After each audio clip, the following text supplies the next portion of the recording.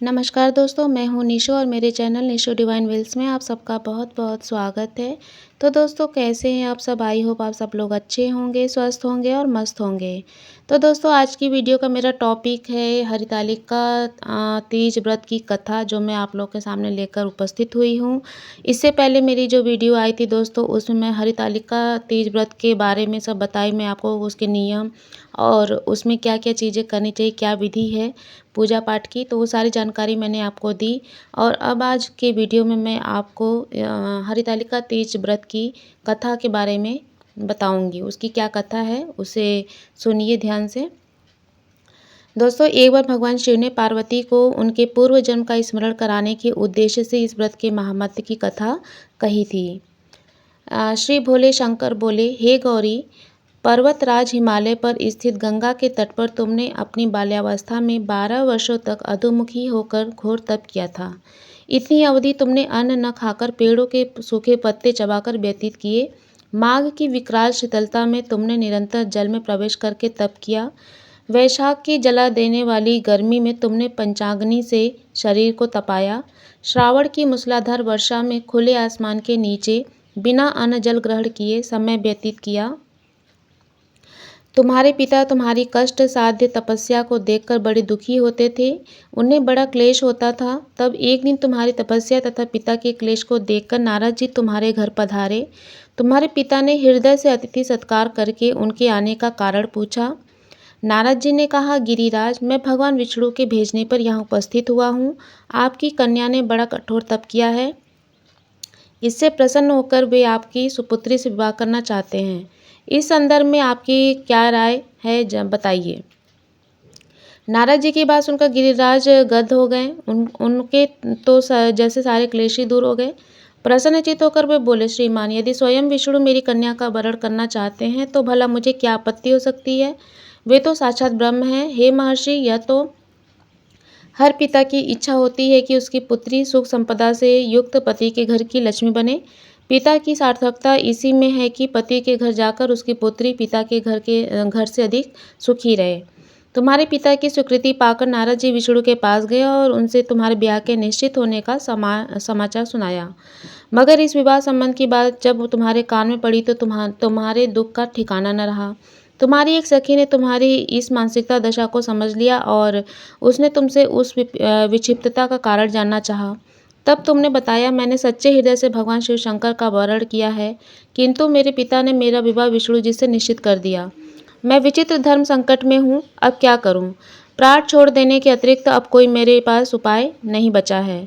तुम्हारी सखी बड़ी समझदार और सूझबूझ वाली थी। उसने कहा, सखी, प्राण त्यागने का इसमें क्या कारण है? संकट के मौके पर धैर्य से काम लेना चाहिए। नारी के जीवन की सार्थकता इसी में है कि पति रूप में हृदय से जिसे एक बार स्वीकार कर लिया, जीवन पर्यंत उसी से निर्वाह करे।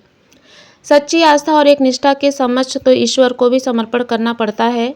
मैं तुम्हें घनघोर जंगल में ले चलती हूँ, जो साधना स्थली भी हो और जहाँ तुम्हारे पिता तुम्हें खोज भी न पाए।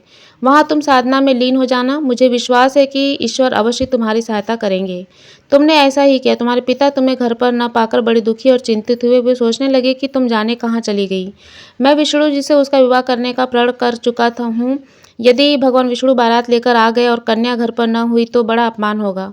मैं तो कहीं मुंह दिखाने के योग्य भी नहीं रहूंगा। यही सब सोचकर गिरिराज ने जोर शोर से तुम्हारी खोज शुरू करवा दी। इधर तुम्हारी खोज होती रही और उधर तुम अपने सखी के साथ नदी तट पर एक गुफा में मेरी आराधना में लीन थी।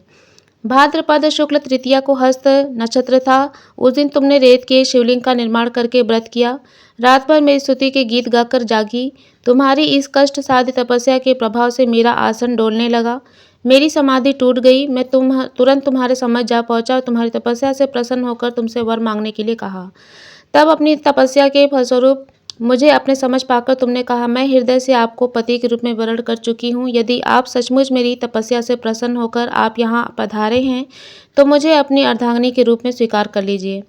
तब मैं तथास्तु कहकर कैलाश पर्वत पर लौट आया। प्रातः होते ही तुमने पूजा की समस्त सामग्री को नदी में प्रवाहित करके अपनी सहेली सहित व्रत का पारण किया।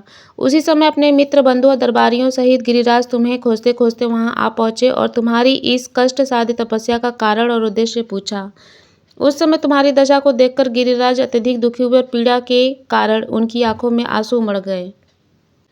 तुमने उनके आंसू पोंछते हुए विनम्र स्वर में कहा, पिताजी, मैंने अपने जीवन का अधिकांश समय कठोर तपस्या में बिताया है।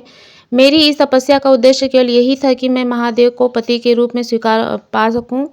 आज मैं अपनी तपस्या की कसौटी पर खरी उतर चुकी हूँ। आप क्योंकि विष्णु जी से मेरा विवाह करने का निर्णय ले चुके थे, इसीलिए मैं अपने आराध्य की खोज में घर छोड़कर चली आई। अब मैं आपके साथ इसी शर्त पर घर आऊंगी कि आप मेरा विवाह विष्णु जी से न करके महादेव जी से करेंगे।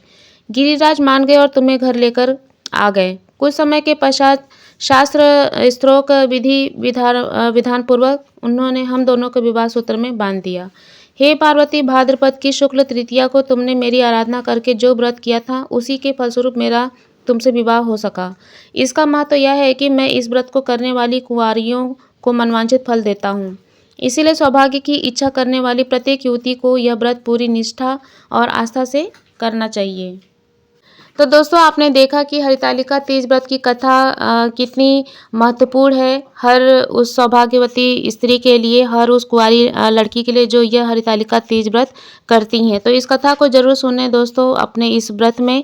और आई होप मेरी आज की वीडियो आपको पसंद आई होगी। तो बस मिलते हैं अपने एक नए वीडियो के साथ। तब तक के लिए बोलिए मेरे साथ, हर हर महादेव, जय श्री शंभू।